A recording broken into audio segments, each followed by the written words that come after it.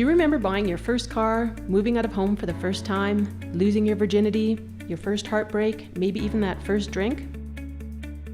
These rites of passage help shape who we are and mark important transitions in our journey through life. My first home away experience when I moved out from my parents' house was around, I was just about to turn 18, I was still like 17. Right after high school, I got accepted in a social work program in the University of Budapest. And we lived around like 80 kilometers away from Budapest, so it wasn't like a really big distance, but it was big enough not to do it every morning on the bus. So I actually moved there together with some of these best friends of mine from my childhood.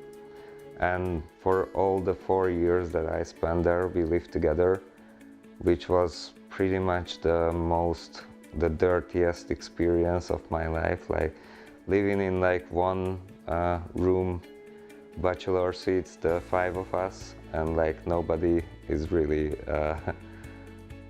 very tidy person. So yeah, not many guests were invited there. We never really had dates over there.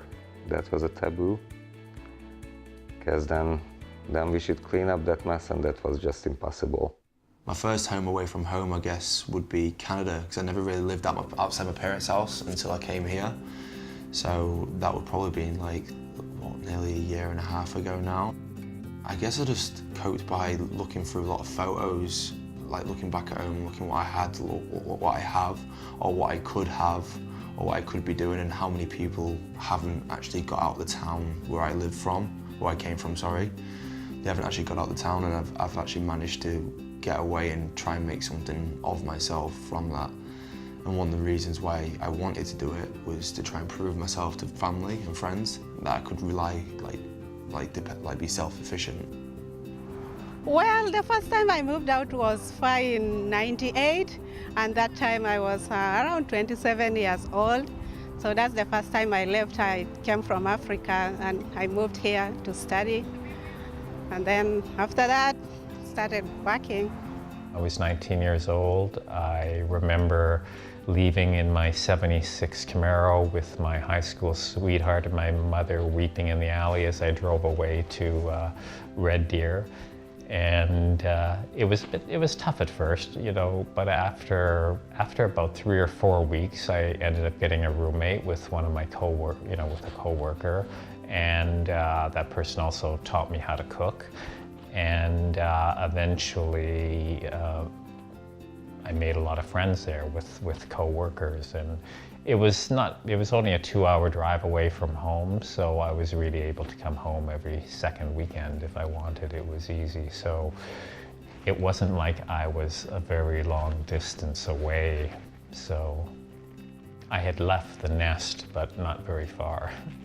I moved to Lethbridge in 2001 for university. It was me and 4 other people here from Fort McMurray who all went to U of L. And one of my friends, her dad built a house for all of us, and so then we paid the rent to basically make up the mortgage. It was $250 a month, which I thought was astronomical at the time. So I had one of the basement rooms. It was a 5-bedroom house, and all 5 of us lived there in West Lethbridge, all fresh and new it was our first time all of us moved out on our own. So it was a lot of learning off the top, and a lot of us working together basically to figure out how we live without our parents while going to university for the first time. So it was a pretty cool experience, and some stressful fights at times, and I think everyone can look back and had a great time. I think everyone's pretty much still friends too, so we survived, I guess you could say. I actually left home when I was like 15 and was on the streets back and forth with my dad's, like that. And my dad helped me out a lot though, even when I was living on the streets. Like, he always tried to get me to go home, but I was stubborn, didn't want to go home. So, but no, I lived on the streets till I was about 18, till I got my first job. And then I started living in camps and working, and just went from there. And that's all I've been doing after that. Just kept working. Parties, of course. It's what, in my opinion, I have this thing where every weekend in the summertime, It's good to get beers and chill, and that started when I got my first place. I had my records all there. I had it was a good environment. I call it the Bat Cave. It was the Bat Cave. I was 9 years old. The war was still going, 1944. I was one of the 90,000 children moved to Sweden and to neighboring countries. Maybe Finland was worried about losing or getting the children out of the way. There was shortage of food and shortage of everything. I went to Sweden, couldn't speak any Swedish. I just learned by being amongst people. I actually moved to a farm. It was brother and sister, and the sister had lost her spouse and her son and a grandmother, and they were just wonderful people. I had a wonderful childhood there. I arrived back at age 12. But before I came back, I had a letter from a lawyer saying that my parents have divorced, that I'm to go and live with my dad.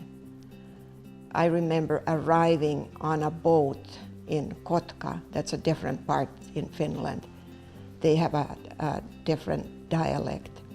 And I couldn't speak Finnish at all. Since you don't use it, you lose it, So my dad got an interpreter. I really, really loved living on my own, and it was a really great experience.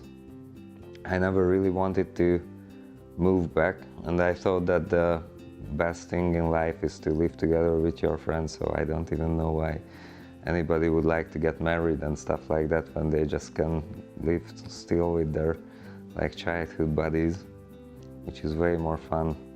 Playing video games and watching movies all day. Who needs all that adult stuff that's gonna come later? Moving away from home, that really impacted me a lot because it made me mature first, start taking responsibility, because I moved away from, I was 27 by that time, I would have already, being able to take responsibility, but not until I moved away from home. That's when, I assumed responsibility, started taking life seriously, making my own decisions, and that really impacted me and made me who I am today. To watch more stories or share your story, visit us at yourfirstkiss.ca.